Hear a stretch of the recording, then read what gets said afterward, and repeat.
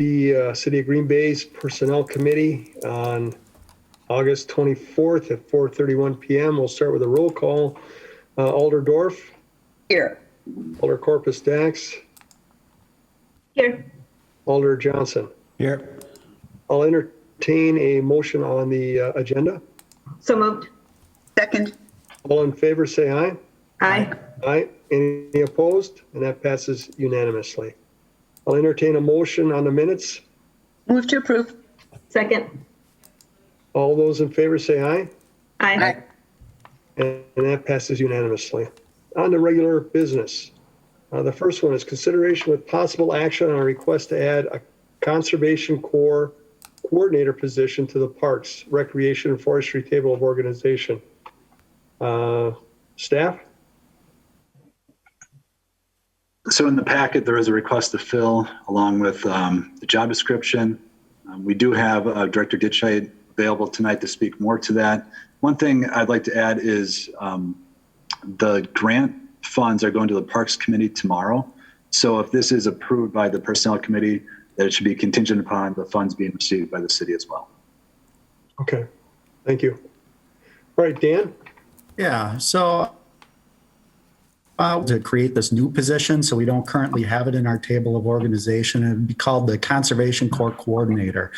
And the total cost for the salary and benefits for this one-year position is $79,983. So we recently, as Joe mentioned, we received a grant award from AmeriCorps, which will fund the bulk of the position. So the grant award is for $65,613. And the bulk or all of this grant funding would go towards salary and benefits for this position. But per the agreement, we will have to, or the city will have to fund a grand total of $25,000 in addition to that $65,000. Part of the $25,000 would go towards the remaining salary that the grant doesn't fund, but the bulk of the funding would go towards other items such as travel expenses, a computer for this workstation, a cell phone, office furniture, supplies to manage this, and then also attending a conference, and then required AmeriCorps consulting fees. So that's what makes up the bulk of the $25,000 that the city would have to commit to in order to accept the grant. So if we do approve this position, the actual position would expire on 8/14 of 22. So it is only a one-year position or request to fill for 1 year at this time. So over the next year, the position would be responsible to manage all aspects of this planning grant. But more importantly, they'd also put together a second AmeriCorps program grant proposal. So the second grant proposal is basically a 3-year implementation grant. So this individual would be responsible to figure out what projects we could complete over a 3-year period and calculate how many employees the program would be needed to implement it, and then look at what the budget would be to implement it also. And then they put together a second grant application and apply for it. And all of that planning would be done over this next year, so that if we receive a second program grant, we can then hire somebody hire all of the individuals required to run that program right away and get going on the programs as quickly as possible. So all of the planning would be done this year. The implementation is really contingent upon getting a second grant. And like I mentioned before, if the second grant is not awarded, this position would end on 8/14 of 22. And if you look at the job description that's in the agenda packet, you can see all of the responsibilities over the next year. It is a pretty extensive list of responsibilities, so this would be a full-time position in order to get everything up and running. I do have, I can answer any questions you have in regards to the planning or this initial 1-year process if you have any more after reading that description over. And then as far as, I'm sure you have questions about where the money is going to come from for the $25,000 that the city would be committed to.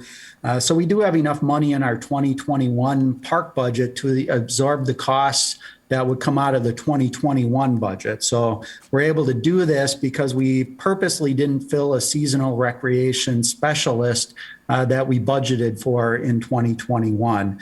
And we did it in the hopes of getting this grant because we applied for it a while ago. And so we can absorb the 2021 expenses in the current budget. And then if this is approved, we would just build the 2022 expenses into our budget that we're currently preparing, which will be discussed in the next couple of months. And as Joe mentioned, the other step in the process is to actually have the park committee and city council formally approve this grant. So, like he mentioned, if you do authorize this position to be filled, it should just be contingent upon park committee and city council approval to accept the grant. All right. Does anyone have any questions for Director? Alder Johnson. Thank you, Alder Galvin. Director Ditchite, and I appreciate that only goes through August. That was my initial concern, is that if we only had funding for 1 year, that we were committing to a longer period of time. So even though they're going to be building out a 3-year plan, I just want to understand clearly, we're not committing to a 3-year position. It's just they're going to build out the plan for 3 years. And if the funding is awarded, then we can execute it. Is that correct? That's correct. I mean, we are requesting for a 1-year fill, which will take us through 8/14 of 22. After that, the position would only continue if we get the second grant. And if we do get the second grant, the position turns from a planning perspective to an actual implementation perspective. So what they would focus on in the next grant phase would be hiring all of the staff that would be required, and then managing them in the field, and then coordinating any purchases that would have to be done to actually implement the second grant. In addition, they would be working with volunteers to do projects all over the city in the greenways and also in the right-of-ways. So, the first phase is planning only. Second phase is implementation. Okay. And have we had any preliminary conversations with AmeriCorps to determine if phase 2 of this process is a strong candidate for a grant award? It is a strong candidate, but they will not obviously tell us whether or not we would be granted that second award. Understand, and that's why I indicated it was a strong candidate. A lot of times, obviously, those agencies will let you know if, hey, this is a weak application, or if it is a strong contender. So good to know that it is a contender, at least. Yeah. And in our application process, it was very clear that we were planning that this position for the first year, sole purpose is to do all of the planning so that we can apply for a second grant. And so if it wasn't a strong candidate, I would highly doubt that they would have awarded us the first grant. Sure. And then my last question relates to the position that was intentionally left vacant. I forget what the title was that you used on that. Mm-hmm. But if we were able to leave that position intentionally vacant, for the hiring of this role, is that a position that is needed, and has it been filled since?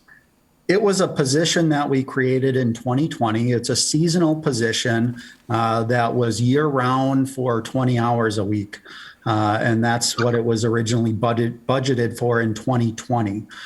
We did have somebody in that position in 2020, not the entire year, but the bulk of the year. And then in 2021, we opted just to hold it to see if we would get this grant. So we are going to evaluate that position in 2022 as part of our budget, whether or not it's necessary. But we may need some of that funding in 2022 also, because like I said, we can absorb the costs in 2021, but we're also going to have some costs in 2022. So some of that funding will probably likely come from that. We're working on our budget now, and I can give you more information at the budget meeting in regards to this position. Yeah, and that's perfect, Dan. And I think that was just my initial concern, right? If we're not filling a position because we're, holding it open with the intent to, basically use those funds for another role. I just want to make sure that come budget season, we're having that conversation about whether or not it's needed. And so it sounds like you're doing that. I appreciate that. That's all I've got, Alder Yeah, Galvin. and I guess one thing in relation to that recreation specialist position too is we didn't run as many programs as we normally would either because of COVID. So, we're still getting caught up. We're still not having a normal year like we would. So that was another reason that we held that position also. So just keep that in mind as we talk at budget time. Okay. And I, one other thing I would just say, one of the things that oftentimes, we see these positions, these programs, and I think government has a role to play with being a little bit entrepreneurial on some of these things. And, but what I personally prefer is when we can place that burden on granting agencies, state or federal governments, with different grants or sources that they provide. So what I really do like about what you've done here is that it's grant driven, right? To determine if this program has long-term viability. So again, support the entrepreneurial spirit of this. And if we can find more programs like this where we can apply for grants to determine, whether or not those have viability, I like that. So kudos to you and your team. Director Ditchite, I have just a few questions. If we do get the second grant, is it going to be like this one where we have to have a percentage of money coming out of our coffers to cover not only this director position, but the other people that are going to be hired to do it?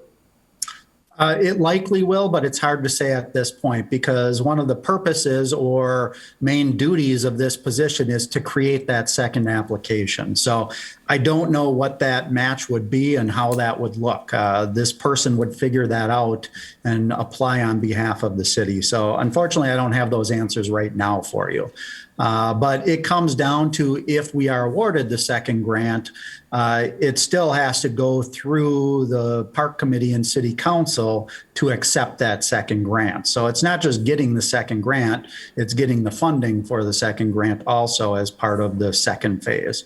Well, exactly. And I guess with some of these projects, obviously there's going to be material costs and things like that. So as we're working towards our budget, and we've been talking at the finance level of let's think long term. Let's not think, just year to year, but let's think 3, 4, 5 years down the road.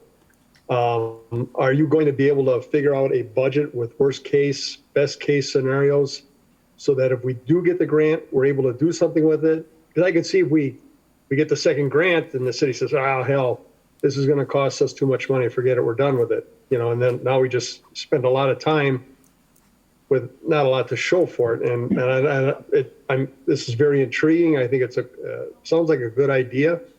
I think it'd really enhance our park system quite a bit if it comes to fruition. But I'm just wondering, is the grantors, are they willing to work with us to figure out some of these things in advance?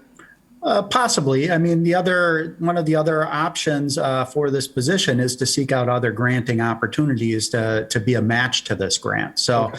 We're going to be looking at all issues. I mean, the purpose of accepting this first grant is with the hopes that we're going to be able to implement the program for 3 years.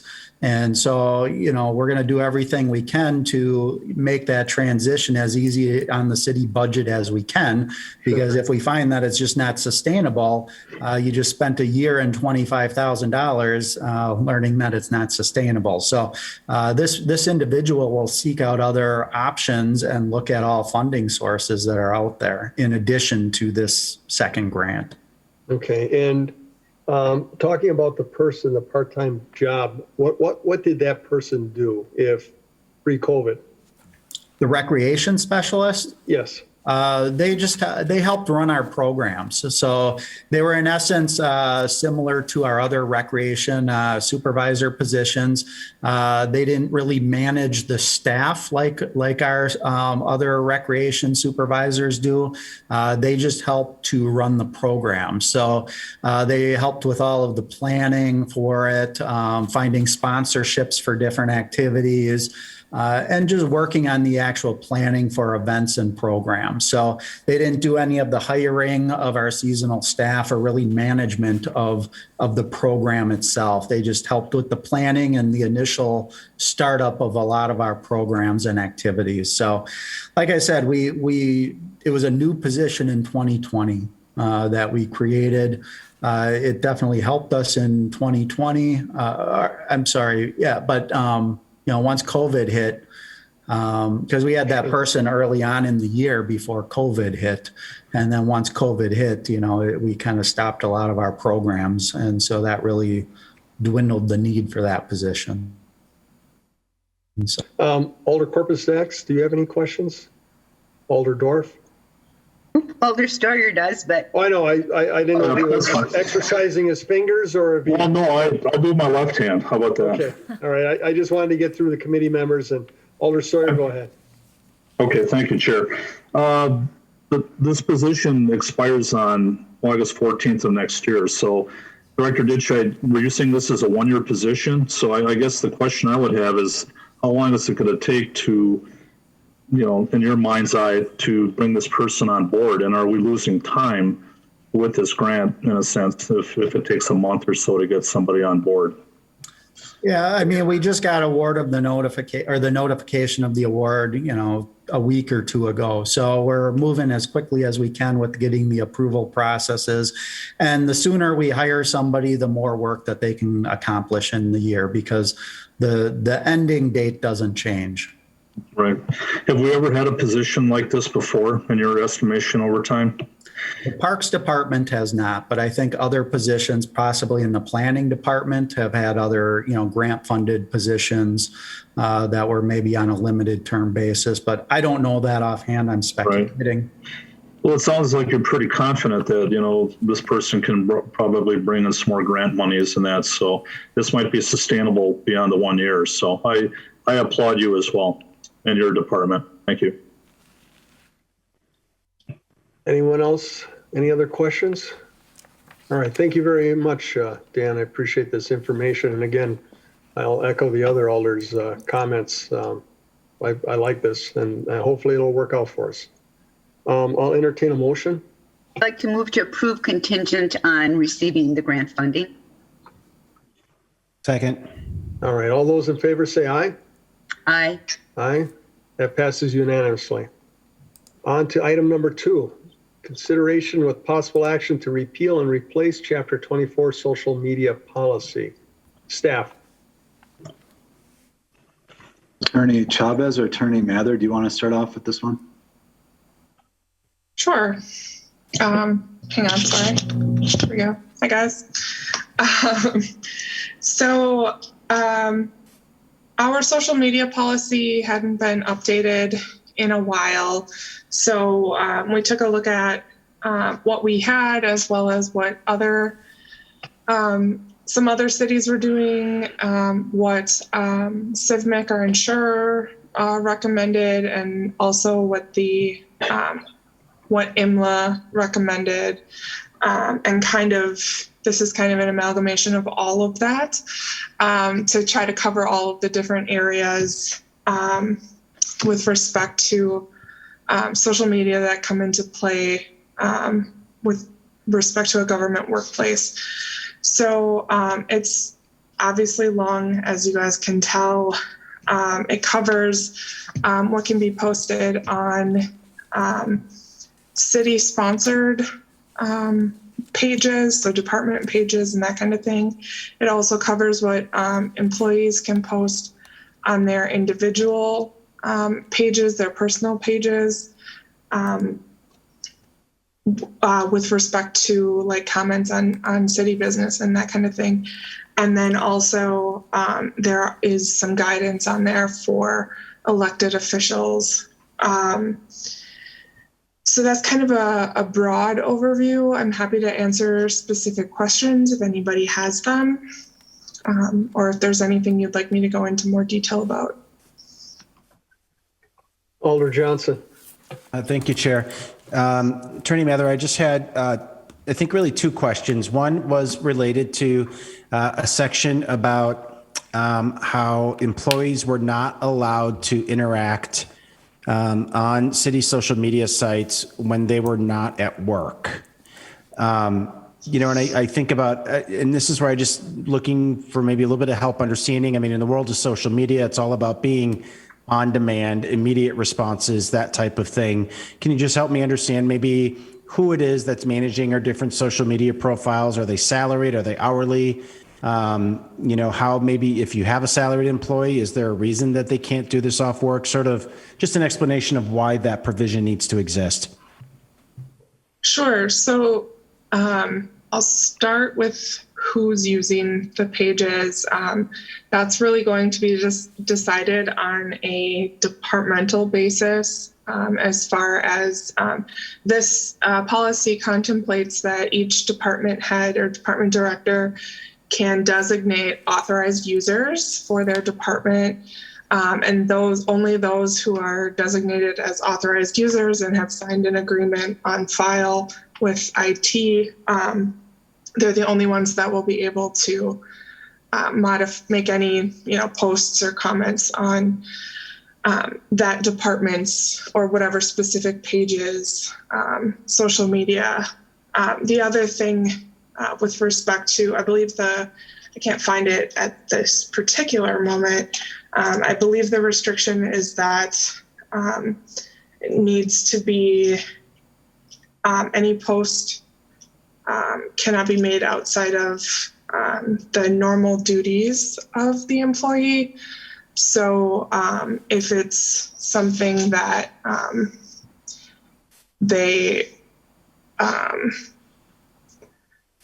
if an employee is salaried and is responding to something that comes up at an hour that they would not normally be in the office, but they have to be working for whatever reason and it requires some kind of notification to the public, if it's required that they be working in that particular moment, that would not be considered outside of their normal working duties. And so that would not fall outside of this, or that would still be, I guess, in accordance with this policy. Okay. And the only thing that's just kind of going through my mind is, whether or not there's merit in having certain exemptions for people who manage those city profiles to ensure that we can be, if the platform's if we're going to leverage it properly, I think preserving the ability to be responsive is important. So I guess that would be just my only comment. And I'm not saying necessarily that we need to change that, particularly if there are legal reasons that they need to be in there, but I think it's maybe this acknowledgement that is kind of the foundation of social media, is that engagement and to be able to do it in a timely manner. The other question that I had was related to, actually two things. At one point being that there was around the area related to elected officials, the mayor and city council are called out specifically. However, the municipal judge, is also elected, and while they may not currently be maintaining an active profile, that may not indefinitely be the case. And I wonder if that should also be called out, given that they are an additional elected position here in our city government. And then, as it relates to that, we specifically state, and you kind of alluded to it before where you said it's like maybe guidance or recommendation for elected officials. What I was trying to wrap my brain around wasn't immediately clear to me as I was reading the text. Are elected officials required to do that, or was that simply just guidance? And the reason I'm asking, because obviously as elected officials, we're accountable to the people and not necessarily external policy. So I'm just trying to figure out how those two mesh.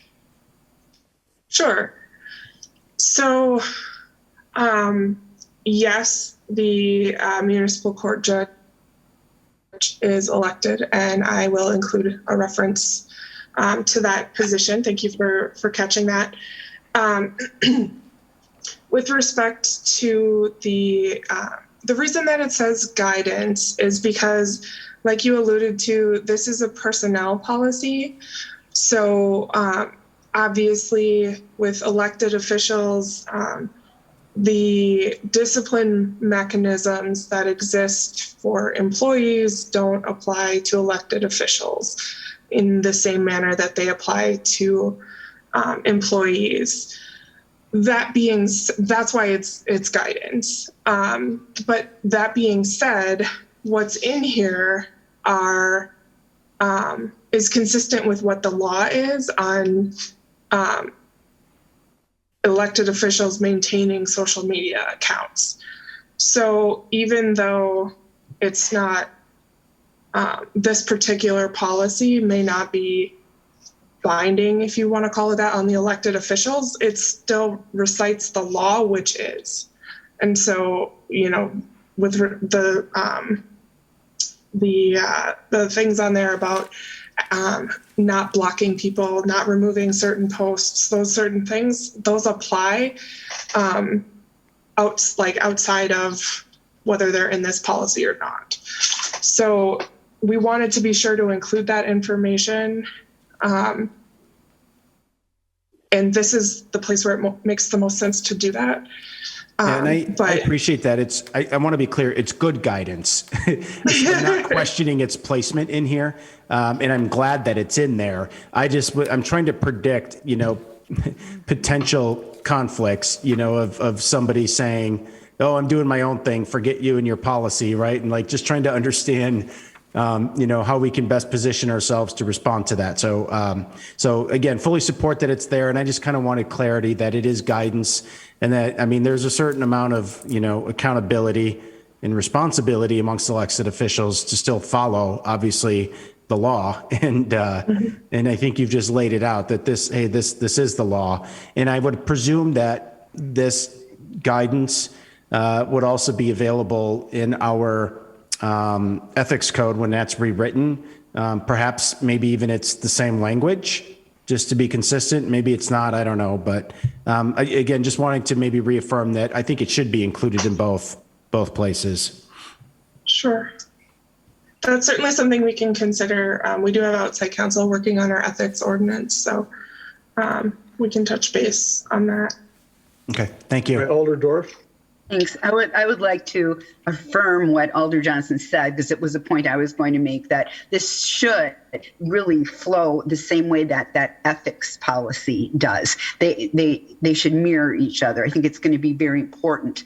So that's one point I wanted to make. And the other was the part about our personal social media accounts, which I feel that there might be pushback by some people, not me, but so I'm a little concerned about that. But it says on page 10 of 10, other social media pages maintained by elected officials, such as campaign pages or even personal pages, may be considered city pages if the owner of the page is determined to be a state actor. What does that mean?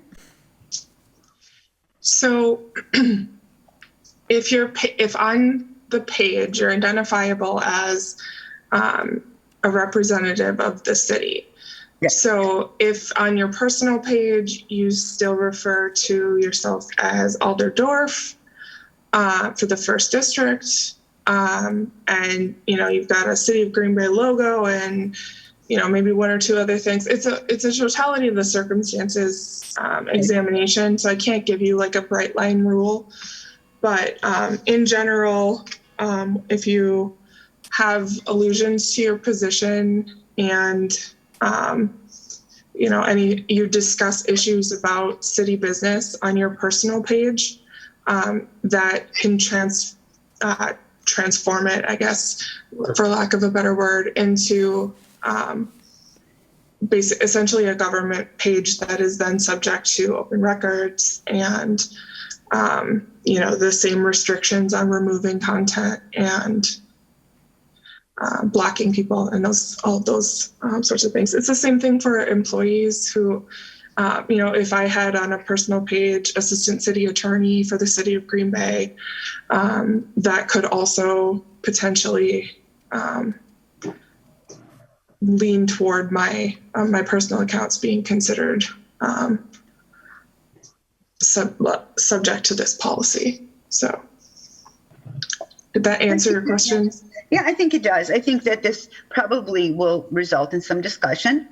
And I think it's a new area and, you know, we're breaking new ground here. So it's bound to result in some discussion. So, but I'm pleased that we have a social media policy and that it's been updated in this way. Thank you. Right. Alder Stoyer. Thank you, Chair. You know, I know a few of us alders do have alder pages. I had considered doing that, but, you know, maybe it's just me. I was a little bit nervous because how some things can get mixed once in a while. Even on my personal pages, when I've put something out there, people know that I'm an alder. And sometimes I get pulled into some things. I can't specifically quote some of these things now, but I guess maybe I'll throw it out to the committee, you know, because I know a number of you already have alder pages. And I'm just wondering, you know, trying to keep those two separate, you know, it's kind of a mix between politics and public service. And, you know, I know it might be a simple thing to think about, but I think there are some things that we really got to mull over to make sure that you keep these things separate. And I've had a couple of bad experiences over time where my personal page, I get kind of pulled into some things. And I know even on your alder pages, you know, it can get a little heated at times. And so, you know, part of me is not asking for a solution. I'm just looking for maybe a little guidance, you know, if you were going to have a page, you know, how you conduct yourself. You know, I know the ethics code will talk about that quite a bit as well. But it's just observations that I've had that I'm a little leery of, you know, doing an alder page because of, you know, I would like to look at it as a public service type thing rather than political. So that's just my comment, and you can speak to it or we can discuss more of that later. Thank you. Well, I guess one thing I would say with every new city page that we create from this point on, we always have the option of not turning comments on or of creating what's known as a limited forum. So if you create a limited forum, you're essentially saying we're going to talk about these certain topics on my page, and I can remove any comments that do not relate directly to these topics. You do have to watch the page consistently to make sure that you are regularly removing comments and posts that do not comply with the limited purpose of the page, because otherwise you risk it being converted into a more traditional open forum. But that is one way that it's possible to kind of limit the extent of what's discussed on a page for an elected official or even for a city departmental page. The ones that are in existence now, it's a little bit trickier because most of them, if you have comments that have not been limited in any way, those are considered open forums, and it's harder to close them completely at this point. But I digress. Well, I agree with you on that, Attorney Mather, but you know, I would like to, you know, maybe it's something for council and other elected officials that if there was even a little, I won't say tutorial, but something along those lines. You know, I know you have 12 different people on council and we might all think a little bit differently on that topic. So there might be a lack of consistency on that. Just throwing these things out, and I'm sure we'll discuss more of it later, but you know, like I said, I'm a little leery of throwing things out there on Facebook because, you know, it can get dicey at times. So I look at it from a public service standpoint versus a political standpoint. And those are things that I'm leery about. So maybe I'm not a chicken about it. I've seen it all too often. And I think we really got to be careful. Those are my comments. Thank you. Or Dorf? I agree with Alder Stoyer. I have an account. I can't take it down because by law I'm not allowed to, and I don't use it. I have tried to say, try to use it as public service, but if you say something like, well, the streets are going to be cleaned or the garbage pickup is changed or whatever, no matter what, it gets into a big discussion that turns negative, that turns angry, and so I just don't post. I do not post on it, and it's there because by law I can't remove it until I'm not elected, right, Lindsay? Right? I can't remove it. I don't have an easy answer for you on that. Certainly you can't remove that page and create another page that's a limited forum. But whether you could shut it down altogether, I would have to know a little bit more about what exactly is on the page and what it actually looks like to give you. This area of the law is very nuanced, and so it's hard to give just yes or no answers to a lot of these questions, unfortunately. I think the public record, because you establish a public record when you do it, and so you cannot destroy record. My understanding. Oh, so my understanding is I cannot destroy this. I understand. Okay. So the one of the important things, I'm glad you brought that up. The city is now using a program. It's called Archive Social, which is specifically intended to archive social media pages in a number of different platforms. And so any government pages, and that includes official Alder pages, can be archived through Archive Social, and that will keep. That's the way that we can meet our records retention requirements, is to make sure that all of our pages are archived that way. So if your concerns are related to records retention, you and I can actually touch base when, after, not during the meeting, but and we can figure that out. But just so all the alders know, that is an option that anyone with an official Alder page should get in touch with either the law department or IT to make sure that their official Alder page is being backed up through Archive Social along with all of the other city pages. Well, Chair, could I ask Alder Dorf one question? Let me think on that for a second. Yeah, okay, go ahead. Oh, thanks. Alder Dorf, I was just wondering, I mean, you said you have your own page, and I know some of the other alders have pages as well. So you obviously probably set that up at one time. I have no idea how to set up a page. And my campaign manager set it up for me. Oh, okay. Well, I'm just wondering because, like I said, there's a number of pages out there. So obviously either the candidate or person set it up or somebody else set it up for them. Right. And I'm not saying it's good or bad. I'm just saying that it might not be consistent, whatever. Probably not. All right.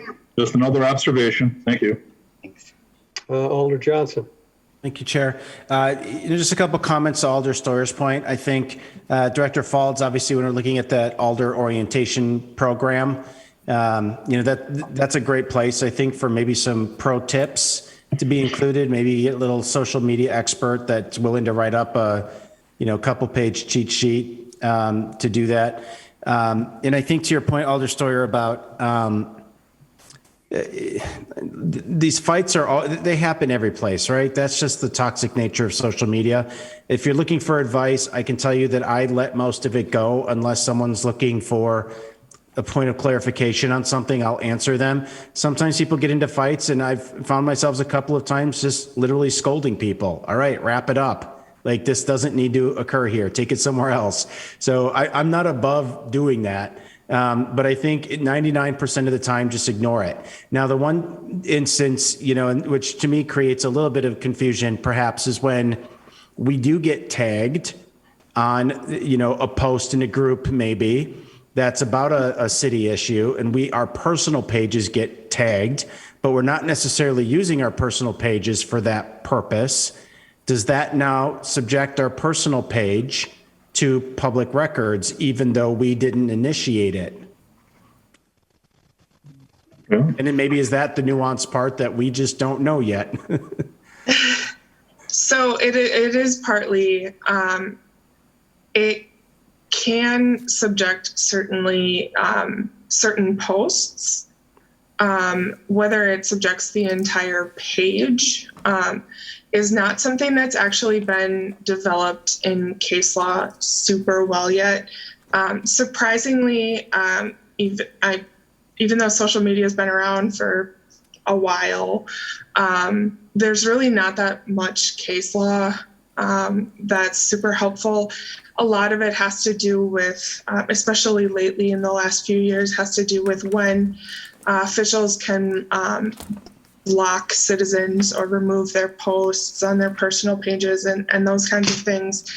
As far as, records, the impact on open records and those kinds of things, those are going to vary from state to state. And there's just not a lot of information here in Wisconsin that's been super helpful so far. So I am, again, one of the most important clauses on this policy is the one under the elected officials part that says consult the law department.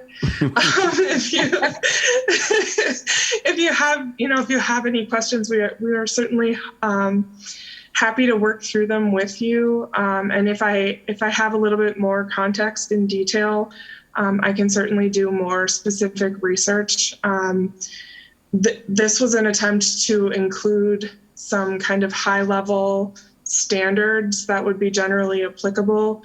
But yes, there are a lot of nuanced situations that are going to come up, and that's why we're happy to be resources in our office to work with elected officials and city employees alike to address those questions as they come up. So Mark can be part of that first batch of case study that needs to happen. One final question, actually, I forgot to ask this before, and it's related to the disclaimers. When employees on their personal profiles are commenting, is this common language, right? And I'm trying to imagine a scenario where social media oftentimes can be a back and forth conversation. If you've got city employees, right, like, maybe who provide some facts, and then this doesn't represent the interests of the city.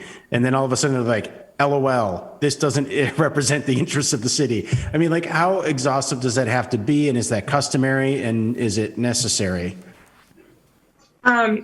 So you always tack on a couple more questions at the end, and then I get confused. So if it is, the disclaimer has to be readily visible, essentially. So if it's your post and it's in the body of your post, the disclaimer language, and there's not specific language in here. It can be just any general statement that says the opinions are my own, not the city's. It can be, as simple as that. It can be more complex, but as long as that's prominently stated, if it's in the main post and then you respond to a couple of comments on it, that I would consider that being in the main post as being prominently stated, and I wouldn't expect you to repeat it in the comments. Does it need to be in the comments, or can it be just on the person's profile, like on Twitter, for example, that you see with a lot of people? It would need to be in any, it's a good idea to have it on the profile as well. But if you're commenting on city business, it needs to be on each individual post or comment. So it's only if it's being commented on a city post, not necessarily someone else's post or in a group or something like that. Not necessarily a post that comes from the city, but something about city business. So if it's this, your friend's post about something that's on the council agenda next week, that's still city business, even though it doesn't involve a city page. So if you're going to post something that says, I think this is a really good idea, then technically you should have the disclaimer. And one thing to keep in mind is that the reason these standards are established is to protect both the city and the employee. So when employees are speaking on behalf of the city, anything they say is subject to discipline. Anything that we don't agree with, anything, they're representatives of the city. I don't think they would unintentionally drop an F-bomb, but if somebody drops an F-bomb in there, we don't want that being represented on behalf of the city, and they don't want to be getting in trouble for using the F-bomb on social media.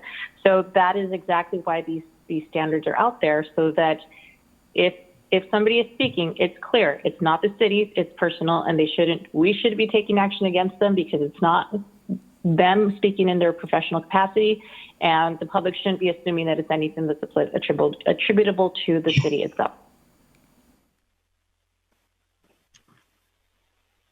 All right. Should we really be doing this advice column thing that we're doing here now, or should we, like they said, have the individual alders get a hold of the legal staff at another date and time to go through these questions and maybe have them review their sites with them to give them advice? I think it's a little bit of both. So as you're approving the policy, I don't think it's any issue for you all to ask questions about the purpose behind the specific provisions that have been proposed. But as far as like how this will play out with respect to specific ones, then that's a different situation. That's really something that should be done one-on-one so we can address specific instances. But as far as the policy goes, there is no issue with talking about what the specific policies pertain to. And keep in mind, these are all things that are established as things we need to be worried about from a legal perspective, which is why these policies are going into place. These are all standards that we're already being held to. It's just us codifying them to make it clear to everybody what the standards are. Alder Corpus Dax. Thank you. I just have one question. Hopefully it's quick. Does this apply to people who are running for elected offices? So anyone who's like, will this apply to them as well? Or is this just people who have been elected? So it would not apply to somebody who is running unless they are otherwise affiliated with the city. Okay. So at that point, they are not an elected official. Mm-hmm. So anything that they say can't reasonably be attributed to the city. But once you're an alder, if you still have a campaign page and you're running for re-election, your re-election campaign page is considered like this policy would apply to a re-election campaign page, because at that point you are visible as somebody who's an elected official for the city, who could reasonably be interpreted as speaking on behalf of the city. Okay. All right. Attorney Mather, this policy, and you've been pretty clear, it's only guidance to elected officials. Would anybody be able to use this as a basis for an ethics or code of conduct complaint prior to the code of conduct or ethics being updated?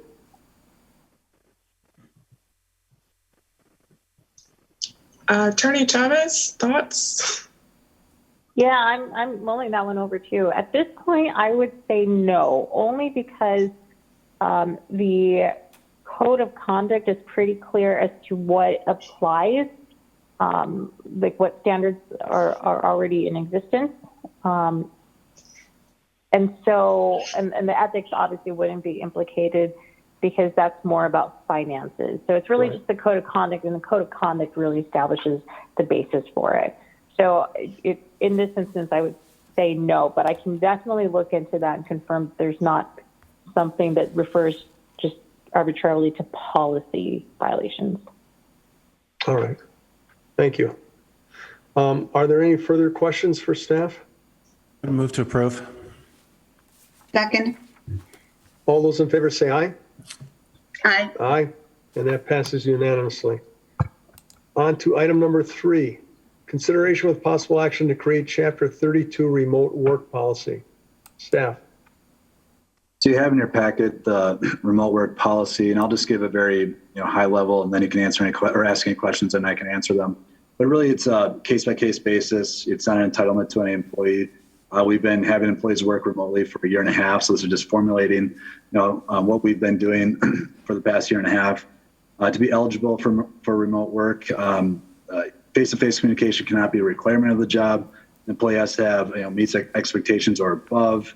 The employee must have a safe and ergonomically friendly work environment.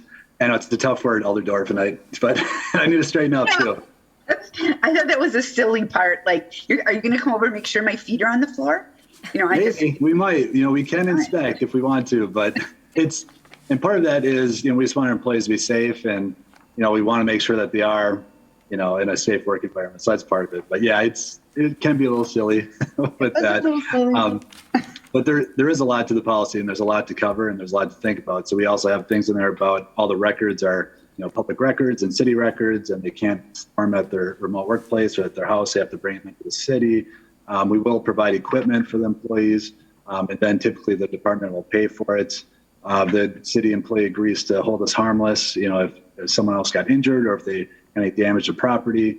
Since it's not an entitlement to their work or to their job, they also are not entitled for pay for utilities or internet costs or anything like that. So there's a lot to it, a lot in the policy. So if you have any questions, feel free to ask them and I can answer them. You do know. No, Joe. What part? They're people who work from home. They're going to sit on their couch on their laptop, and I'm perfectly okay with it. Well, like, yeah, Alders Questions, for example. I'm just looking at this, but yeah, that's where I thought was a little silly. Sorry, Chair. Sorry, I'm speaking out of turn, Chair. That's fine. Does anyone have any other questions or any questions at all for Joe? Move to approve. Second. All those in favor say aye. Aye. Aye, and that passes unanimously. On to item number 4. Update and discussion on Green Bay Professional Police Association labor negotiations. We may convene in closed session if we feel it's necessary. So should we make a motion? Should we let the attorneys talk first or Joe talk first? I think we should move into closed session. Okay, I'll make that motion then to move into closed session. Second. All those in favor say aye. I'll read the sorry. Yep, language. yep. The committee convening closed session pursuant to 19.851E Wisconsin statutes for purposes of deliberating or negotiating public employee contracts for competitive or bargaining reasons. The committee may thereafter reconvene in open session pursuant to 19.852 Wisconsin statutes to report the results of the closed session and consider the balance of the agenda. All right, all those in favor say aye. Aye. Aye. All right, we are in closed session. We're on the record. Yep. I move that we go back into open session. Is anybody going to second that? Second. All right, all those in favor say aye. Aye. All right, that passes unanimously. I move that that staff proceed as directed in closed session. Second. All those in favor say aye. Aye. Aye. And that passes unanimously. All right, on to informational. Report of routine personnel actions. Does anyone have any questions for staff on that? If not, No. I'll entertain a motion. Motion receive and place on file. Second. All those in favor? Aye. Aye. That passes unanimously. Our next meeting is September 14th, 2021. I'll entertain a motion for adjournment. Move to Motion to adjourn. adjourn. Can we take a Second. 5-minute break? Sure. Oh, yes. absolutely. I think we need to. I drink a lot of water today. How about right at 6:30? It's 6:23. We'll reconvene at 6:30. Good. All right, sounds good. Do you need a vote? Did we vote? Yeah, we need a vote. Aye. Aye. Aye. All right, that passes unanimously.